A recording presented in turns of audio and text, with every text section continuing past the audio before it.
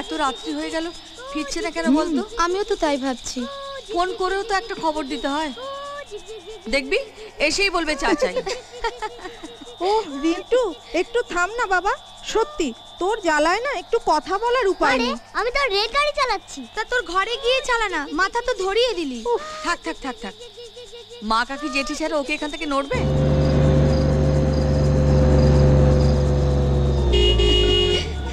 বড়দা এলো বুঝি? ওই এলো।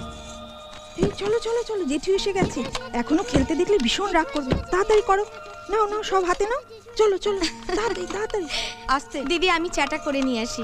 যা। কি গো, আজ এত রাত হলো যে? তোমার মেয়ের জন্য পাত্র দেখতে গেছিলাম সল্ট লেক। সে কি, সকালেও তো কিছু বলনি?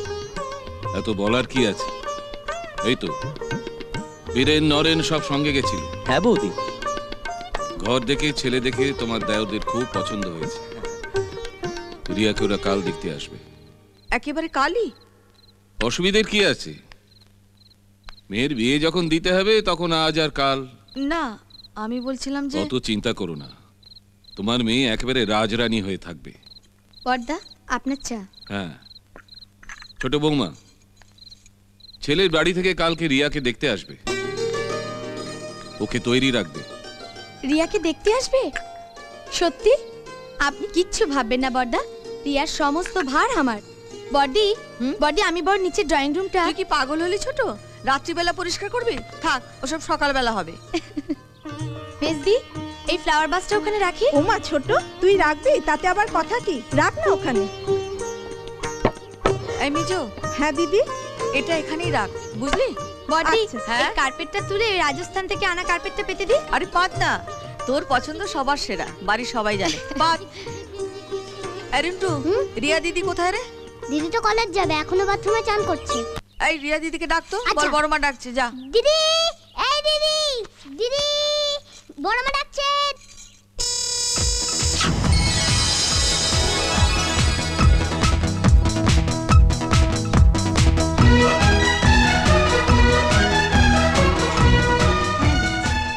মা, ছোট কাকা তো এখনো এলো না, কলেজ যাব কখন? আজ আর তোকে কলেজে যেতে হবে না, তুই আয়। কেন মা, গত মাসেও তো এত কামাই হলো, আজ না গেলে নোটস পাবো না, সামনে পরীক্ষা। বাড়িতেও তো তোর আজ পরীক্ষা, তুই যদি বাড়িতে না থাকিস তাহলে সেই নোটসগুলো কে নেবে? মানে মানে আজ তোকে দেখতে আসছে। দেখতে আসছে মানে? আমি তো এসবের কিছু জানি না, তোমরা তো আমাকে কিছু বলনি। আমরাই তো কাল রাত্রে জানলাম, তোমার বাবা আমাদেরকে জানিয়ে কোন কাজটা করেন। মা, আমি এখন বিয়ে করব না, ফাইনাল পরীক্ষার আর মাত্র 3 মাস বাকি। এত দূর এসে ছোট কাকি, তুমি মাকে একটু বোঝাও না। বড়দিকে বলে কি হবে, বড়দা সব ঠিক করে ফেলেছেন। ঠিকই তো করেছেন, মেয়ে সন্তান একদিন পরের ঘরে যেতে হবে না? কি হবে এত লেখাপড়া করে? ও কথা বলো না দিদি, মেয়ে হয়েছে বলে কি লেখাপড়া শিখবে না? আর মা যদি ঠিক মতো শিক্ষা না পায় তাহলে ছেলে মেয়েকে কি করে শিক্ষা দেবে? অত শত বুঝি না বাপু, যতই লেখাপড়া শেখো, মেয়ে যখন হয়েছো একদিন পরের ঘরে গিয়ে সেই খুন্তি নাড়তেই হবে। সেটা ঠিক, তবুও মা, তুমিও কি তাই চাও মা? লেখাপড়া ছেড়ে দিয়ে আমাকে এখন বিয়ে করতে হবে? আমার আর চাওয়া না চাওয়া, তোর বাবা আমার ইচ্ছের কোনোদিন কোনো দাম দিয়েছে রে? তার ইচ্ছেই তো এবারিতে আদেশ। তুই এখন ছোট কাকির সঙ্গে যা তো। ও ছোট, তোর পছন্দ মতন গয়নার বাক্স থেকে গয়না বার করবি, আর এমন সাজাবি যাতে বিকেল বেলা ওরা দেখতে এসে বলে হ্যাঁ মেয়ে বটে একখানা।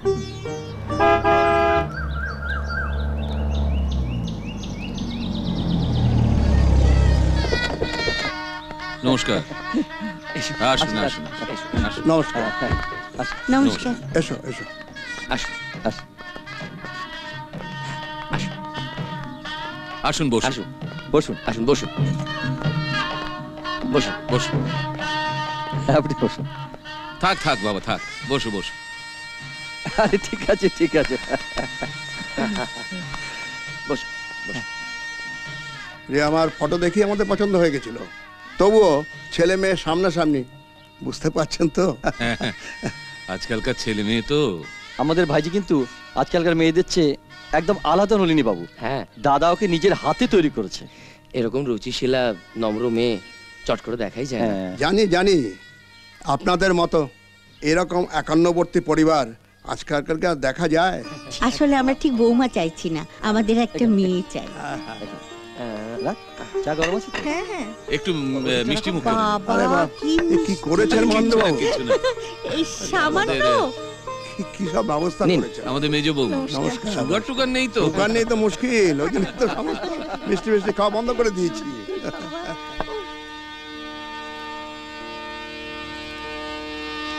থাক থাক মা থাক, এদের প্রণাম করো। থাক থাক থাক, সুখে থাকো সুখে থাকো।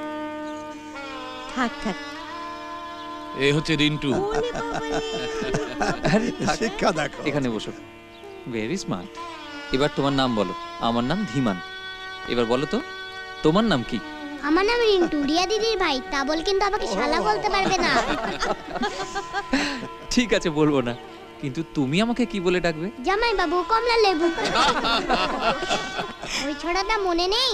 জামাই বাবু কমলা লেবু, একলা খেও না, পালকি থেকে বউ পালাবে, দেখতে পাবে না।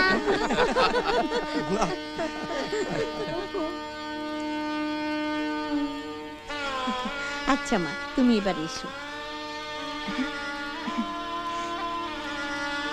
থাক থাক থাক। থাক থাক থাক। আবার কেন?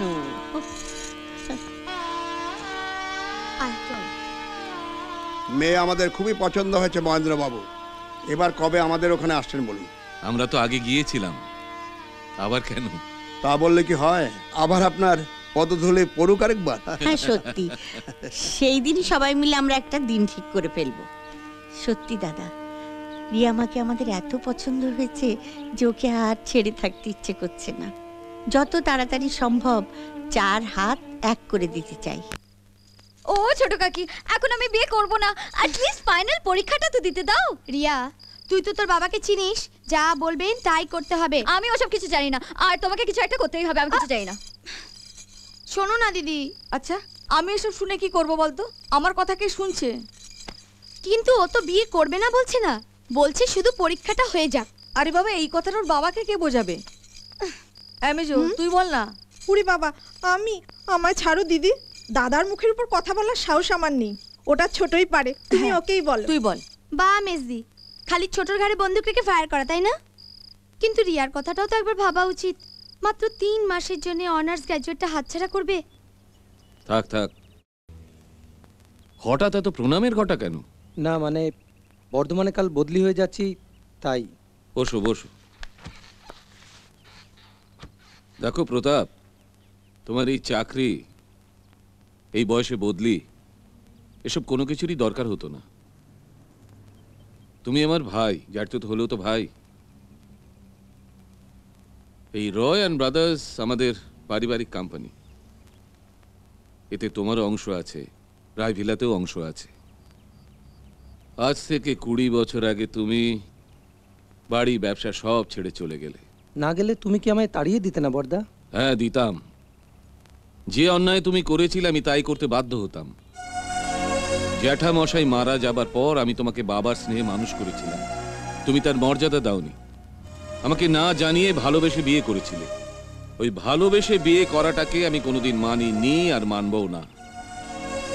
যাকে তোমার সম্পত্তি, তোমার ব্যবসার অংশ আমি গচ্ছিত রেখেছি।